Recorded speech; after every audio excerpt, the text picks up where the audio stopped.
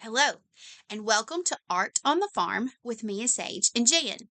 Today, we are going to be painting with enamel on glass.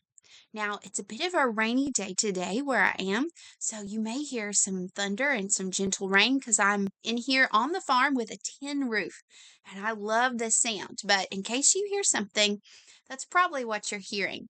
Now, what you will need for today is the glass of your choice that you're going to be working on. So, whether that be a glass like a drinking glass, or you can even use a vase or something of that sort. Some people even like to paint on a pot if they would rather do painting on clay instead of glass. That's fine too.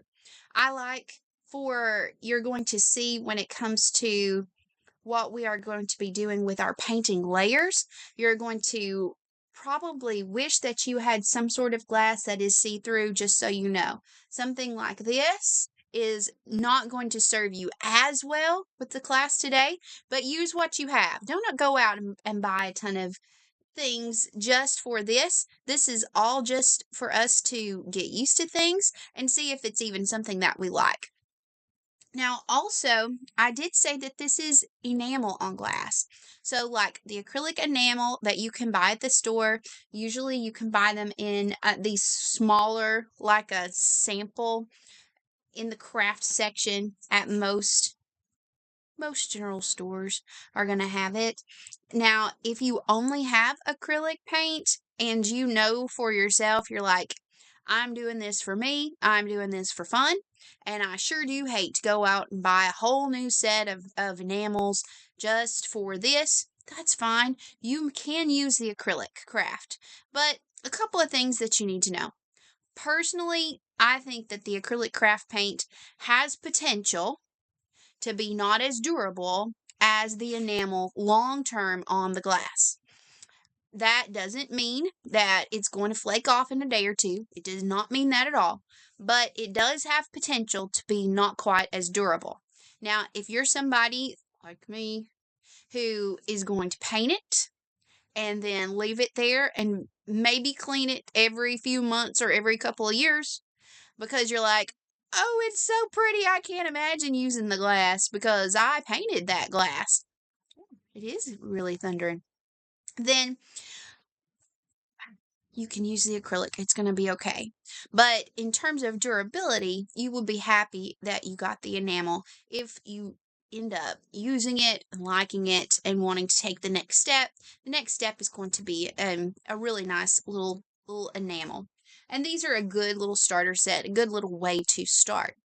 Now, one thing about acrylic and enamel on glass is that, so the way it has been explained to me in time is that acrylic is going to be drying from the outside down in, which makes sense because one part has more exposure to the air, and so it's going to be drying a lot quicker than your layers that are under. So yes, that makes sense. But what happens when acrylic and enamel are on glass is that the acrylic and the enamel on glass need time to dry and cure to the glass. Some bottles, some of these little bottles, as you're looking at it, will even say all the way up to 30 days to not use it, not touch it, only look at it for about 30 days in order for it to cure to the glass. Now, some people like to take them and put them into the oven to cure them with the glass, but you're welcome to look at that if you are saying to yourself, 30 days, but I am doing this for a dinner party and my dinner party is in 7 days, so I'm going to have to expedite this process. Well, then look it up and see what you can come up with. Personally, I let it cure that long. It's hard. I struggle, but I do it. So, I tell my students in my classes, don't worry about cooking it. Take this, it's pretty and you're proud of it. Put it on a bookshelf or something like that and walk by and look at it every day, but just leave it alone. And that's hard. It's a very hard thing to do, but you can do it. You can do it. Boy, it's getting a little bit more than I thought. So if you hear that, that's a really nice rain on the tin roof right there over here at the farm. Now, what we are going to be doing is I got this very nice glass and I thought, man, that's going to be perfect to do a flower. So the glass itself already had the green inside the stem. And if you do not have green on the stem, then you can most definitely take an extra step and take your enamel and paint the stem, let it dry really well, and then you'll be ready. Now, what I have done to preset this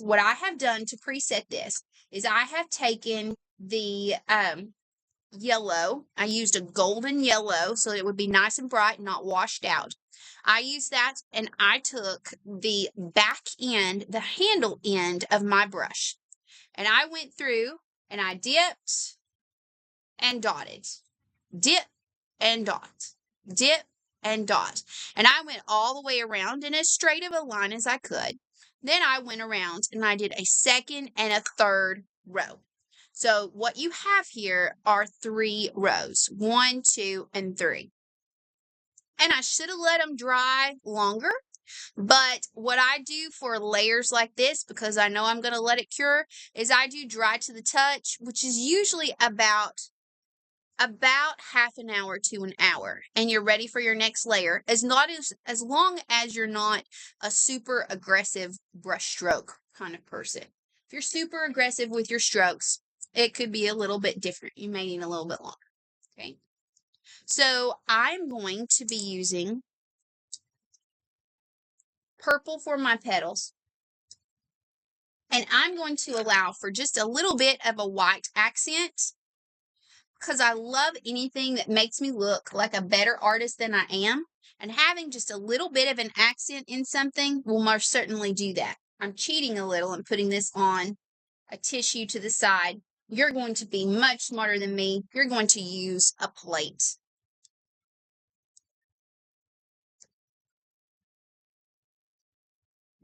I love to paint as weather is coming in. It's just so peaceful and relaxing. So we're going to be getting just a little bit. We're going to go on and cover the base of our brush with our paint. And it's going to be a lot of bit of purple, a little dab of white. A lot of bit of purple, a little dab of white. Okay. Now be fearless with your brush strokes. Again, be fearless with your brush strokes. We're going to do it. We're not going to second guess ourselves, and we're going to move forward. So right now, be thinking about kind of a goal line, kind of the middle of the road here. Okay. And I'm going to go from the stem. I'm going to cover the inside. I did it on the outside, but it's going to show up beautiful on the inside. Okay. That's only those dots. Did it on the outside. It's going to show up wonderfully right here. Okay. And my goal is the middle line. And I'm going to think kind of like a raindrop. Okay. So here I go. Fearless to my tip. Don't second guess yourself. Come back down. I'm on in. And once I have that end where I want it, the most difficult thing, leave it alone. I'm going to go on the opposite side. Make sure that you have your color. A lot of bit of purple. A little bit of white. And here we go. Start at the end. Fearless to the middle. Make your tip. Fearless, come back. Fill it in. Nice long strokes. Once you have the end the way you want it, stop. Leave it alone. It's hard to have that confidence, isn't it? All right. So we've got one on each end. Now we're going to fill in the 2 really large blank spots here. A lot of bit of purple. Little bit of white. Here we go. Fearless middle. Back in. Fill it in. check your end. Leave it alone. Okay.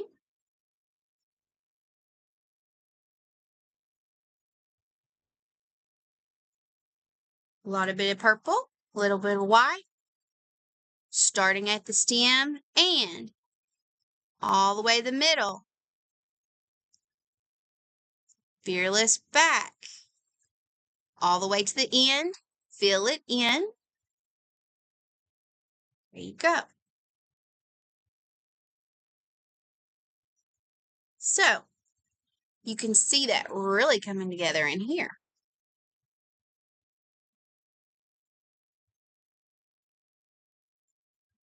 So, at this point, you have some choices. And I'm actually going to be leaving you with it here. And this is the reason why. Because you can do all kinds of things with it from here.